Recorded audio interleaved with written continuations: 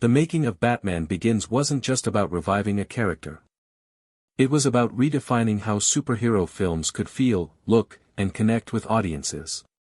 Every decision behind the scenes pointed toward one goal: ground the story in reality, no matter how difficult that made the process.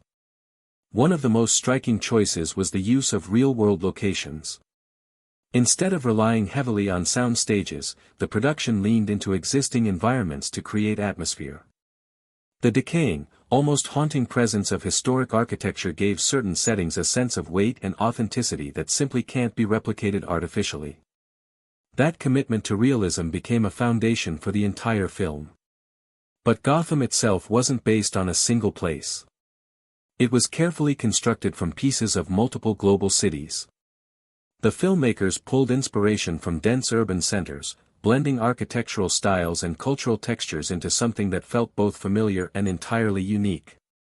The result was a city that didn't belong to any one country, yet felt believable enough to exist somewhere in the real world. That same philosophy extended to the film's visual identity. Rather than creating something flashy or overly stylized, the tone was heavily influenced by classic noir and dystopian cinema. Rain-soaked streets, deep shadows, and moody lighting helped shape a Gotham that felt alive, almost like a character itself. The atmosphere wasn't just visual decoration, it carried emotional weight throughout the story. At its core, the film isn't driven by a traditional villain. It's driven by fear. Every major character, every turning point, and every decision ties back to that central idea. Bruce Wayne's journey begins with fear, evolves through it, and ultimately transforms into a weapon built from it. This thematic focus gave the story a psychological depth that set it apart from typical superhero narratives. To support that grounded tone, the filmmakers made a bold choice: prioritize practical effects wherever possible. Real vehicles, real explosions, and real stunts were used extensively. Instead of relying on CGI as the default solution, it became a tool used only when absolutely necessary. This approach gave the film a physical weight that audiences could feel, even if they didn't consciously notice it. That realism extended to the action sequences as well. Rather than handing them off to separate units, the director maintained direct control over nearly every major moment. This ensured that the action never felt disconnected from the story. Every chase, every fight, and every explosion carried emotional meaning, not just spectacle. Even the film's color and texture followed this philosophy. Instead of embracing modern digital grading techniques, the production used traditional film processes.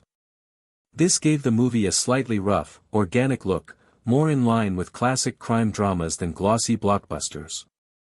It's a subtle detail, but it contributes heavily to the film's timeless quality.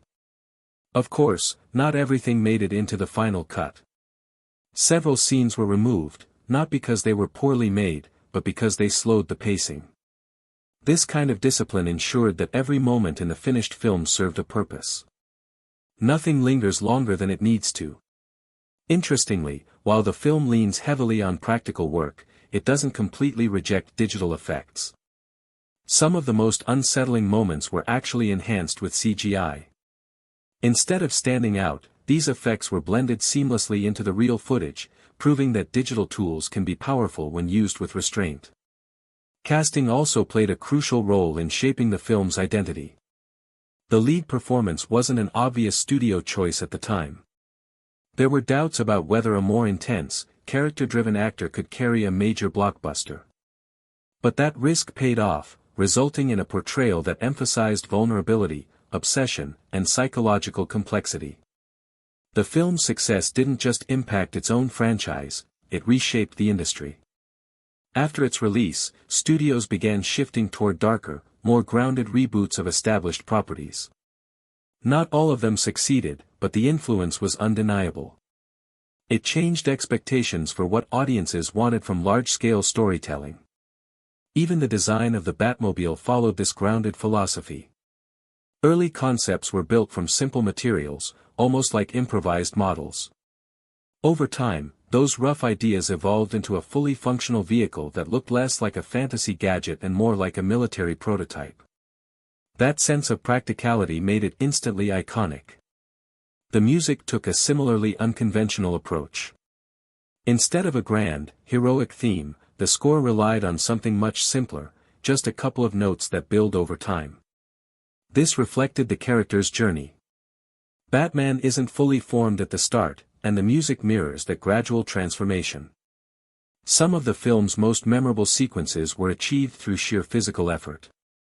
High-speed chases were filmed in real locations using actual vehicles.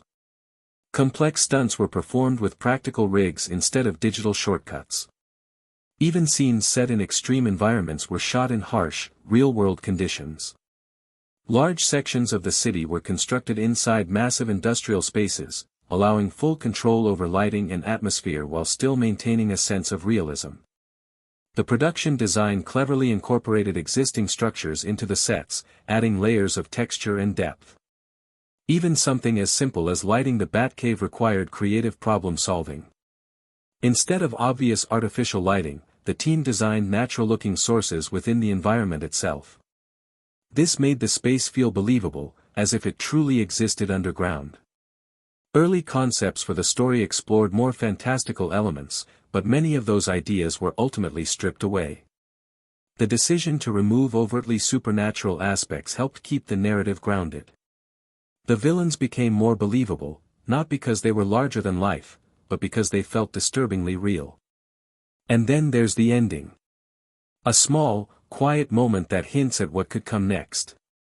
At the time, there was no guarantee of a sequel. That final note wasn't a promise, it was a possibility. And it worked. What makes this film so remarkable isn't just any one decision. It's the consistency of its approach. Every choice, whether visual, narrative, or technical, serves the same purpose: make it feel real.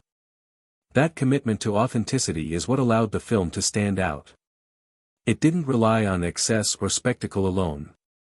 It trusted that audiences would connect with something more grounded, more human, and more emotionally driven.